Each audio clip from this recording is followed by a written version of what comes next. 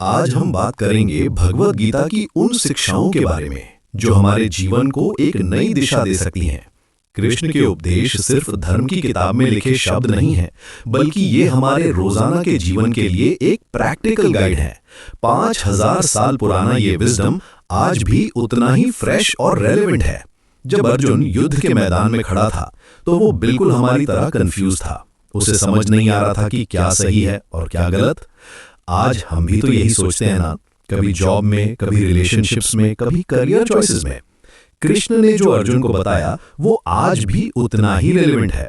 वो मोमेंट जब अर्जुन ने अपना धनुष नीचे रख दिया था, वो हमारे उन सभी मोमेंट्स की तरह है जब हम लाइफ के क्रॉस रोड्स पर खड़े होकर सोचते हैं। धर्म का मतलब सिर्फ पूजा पाठ नहीं है। धर्म यानी वो काम जो हमारे लिए सही है, जो हमारी इनर नेचर के साथ मैच करता है। हर इंसान का अपना स्वधर्म होता है। किसी का धर्म है टीचिंग, किसी का बिजनेस, किसी का आर्ट। लेकिन कैसे पता करें कि हमारा धर्म क्या है? ये क्वेश्चन आज के कॉम्प्लेक्स वर्ल्ड में और भी इंपॉर्टेंट हो गया है, जहां हमारे पास एंडलेस ऑप्शंस है। कृष्ण कहते हैं कि अपने अंदर झांको। वो काम जो तुम्हें नेचुरली आता है, जिसमें तुम्हें मजा आता है, जो तुम्हारी स्ट्रेंथ्स के साथ अलाइन होता है, वही तुम्हारा स्वधर्म है। लेकिन यहाँ एक बात है, सिर्फ अपना पैशन फॉलो करना काफी नहीं है। उस पैशन को सोसाइटी की भलाई के साथ जोड़ना भी जरूरी है। एक इंजीनियर का धर्म सिर्फ मनी बनाना नहीं है, बल्कि ऐसी टेक्नोलॉजी बनाना है जो लोगों की लाइफ बेटर बनाए। राइट एक्शन यानी सही कर्म का कॉन्सेप्ट भी बहुत इंटरेस्टिंग है। गीता में कृष्ण बताते हैं कि हमें कर्म करना चाहिए, लेकिन रिजल्ट्स के अटैचमेंट के बिना। ये सुनने में थोड़ा अजीब लगता है ना। मतलब अगर हम रिजल्ट्स की परवाह ही नहीं करेंगे तो मोटिवेशन कहां से आएगी? ये कंफ्यूजन बहुत नेचुरल है, क्योंकि हमारी पूरी एजुकेशन सिस्टम रिजल्ट्स पर बेस्ड है। दरअसल कृष्ण का मतलब ये नहीं है कि रिजल्ट्स मैटर नहीं करते। उनका मतलब है कि हमें अपना बेस्ट एफर्ट देना चाहिए, लेकिन आउटकम को कंट्रोल करने की कोशिश नहीं करनी चाहिए, क्योंकि आउटकम में बहुत सारे फैक्टर्स इन्वॉल्व होते हैं जो हमारे कंट्रोल में नहीं है। Market conditions, other people's decisions, timing, luck, ये सब चीजें हमारे कंट्रोल से बाहर हैं। जब हम रिजल्ट्स के साथ अटैच्ड हो जाते हैं तो हमारा फोकस काम से हट जाता है। हम एंग्शियस हो जाते हैं, स्ट्रेस्ड हो जाते हैं। लेकिन जब हम सिर्फ प्रोसेस पर फोकस करते हैं तो हमारा परफॉर्मेंस एक्चुअली बेटर हो जाता है। ये साइकोलॉजी भी कंफर्म करती है। एथलीट्स जो प्रेशर में परफॉर्म करते हैं वो एग्जैक्टली यही टेक्निक यूज करते हैं। इनर पर्पस को समझना भी एक जर्नी है। कृष्ण कहते हैं कि हर सोल का एक यूनिक पर्पस होता है। ये पर्पस सिर्फ करियर से रिलेटेड नहीं है, ये हमारे रिलेशनशिप्स में भी है, हमारे डेली इंटरेक्शंस में भी है।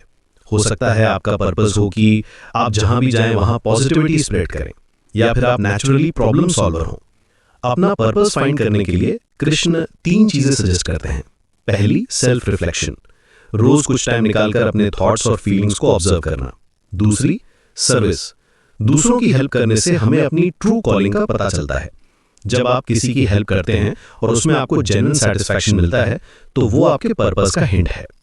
तीसरी, सरेंडर, यानी ये मतलब नहीं कि हम पासिव हो जाएं, बल्कि ये कि हम अपनी ईगो को साइड में रखकर हायर पर्पस के लिए काम करें। डेली लाइफ में इन टीचिंग्स को अप्लाई करना एक्चुअली बहुत सिंपल है। मॉर्निंग में जब आप उठते हैं तो खुद से पूछिए कि आज मैं कैसे अपने वैल्यूज के अकॉर्डिंग काम कर सकता हूँ। ऑफिस में जब कोई डिफिकल्ट सिचुएशन आए तो सोचिए कि अर्जुन की जगह कृष्ण क्या एडवाइस देते। ये अप्रोच आपको इमीडिएट क्लैरिटी देगा। जब आप कोई डिसीजन लेते हैं तो 3 क्वेश्चंस पूछिए। पहला, क्या ये मेरी नेचुरल एबिलिटीज के साथ अलाइन करता है? दूसरा, क्या ये सोसाइटी की भलाई में कंट्रीब्यूट करता है? तीसरा, क्या मैं इसे बिना अटैचमेंट के कर सकता हूं?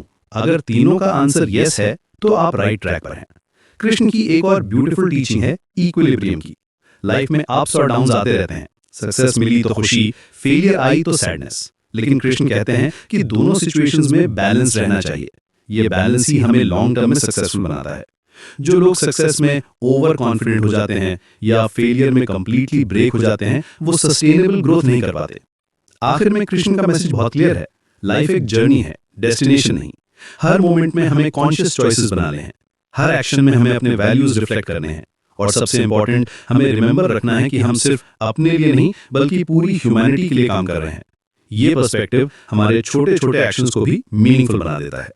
भगवद गीता सिर्फ एक एंशिएंट टेक्स्ट नहीं है, ये एक टाइमलेस गाइड है जो आज भी हमारे मॉडर्न प्रॉब्लम्स के सॉल्यूशंस देती है। बस जरूरत है इसे समझने की, इसे अपनी लाइफ में अप्लाई करने की। और सबसे अच्छी बात यह है कि ये विजडम प्रैक्टिकल है, अचीवेबल है और हर किसी के लिए एक्सेसिबल है।